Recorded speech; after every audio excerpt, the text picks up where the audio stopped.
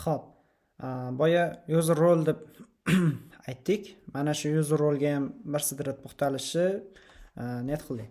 Xo'p, user role nima? User role, masalan, biz biror bir saytda admin bo'lishimiz mumkin. Ana shu saytga biz login qilib kirganimizda, avtorizatsiya bizni nima kimligimizni aniqlaydi. Ya'ni bu bo'limda boya yozilgan avtorizatsiya huquqlarni tekshirish, ya'ni huquqlar bular o'sha rol orqali aniqlanadi. Xo'p, buni biz kod tomonlama bir ko'radigan bo'lsak, hozir routes ochib olamiz. API chiqarilgan. Xo'p. Tasavvur qilaylik, biz login qilib kirdik va biz adminmiz. Adminga masalan userlarni qo'shish, userlarni o'chirish, userlar ustida umuman CRUD bajarish masalan huquqlari bor. Super admin bo'lib kirsak, masalan o'sha user saytimizdagi userlarni, adminlarni boshqarish huquqimiz bor. Bu qanday ishlaydi? Deydigan bo'lsak, dastlab bizda registratsiya jarayonida o'zi umuman adminlar registr emas, login bo'lib kiradi, chunki ularga oldindan akkaunt yaratiladi va o'sha saytda o'zlari nimalar qila olishiga yarasha akkauntlar yaratiladi. Masalan, super admin, admin qilib bo'linadi. Xo'p.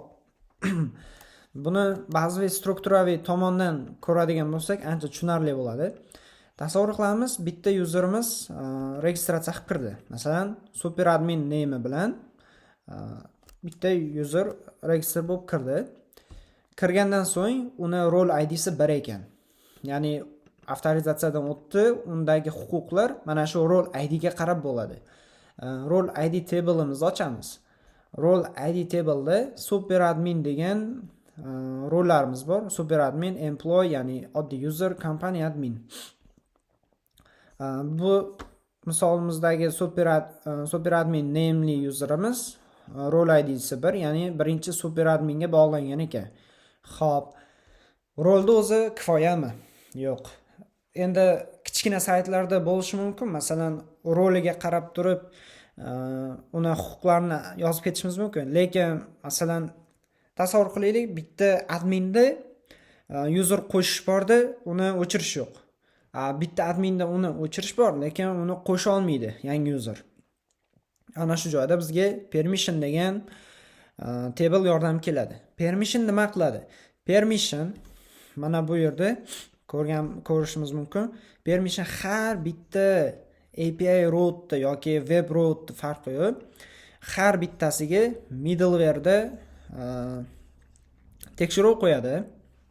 Ya'ni, masalan, agar faqat rolni o'zidan foydalanadigan bo'lsak, mana shu kompaniyadagi get, ya'ni o'sha olish, data olish, post qilish, ya'ni get, o'sha show, hamma 4 ta CRUD, 5 ta CRUD amalda bajara olish API ga ega bo'lgan rolga tekshirib ketsak, ertaga biz to'xta, bu mana shu rol, masalan, mana shu roadga, masalan, kompaniyani delete qila olmasin deydigan cheklov qo'ymoqchi bo'lsak, uni ishi ancha cho'zilib ketadi.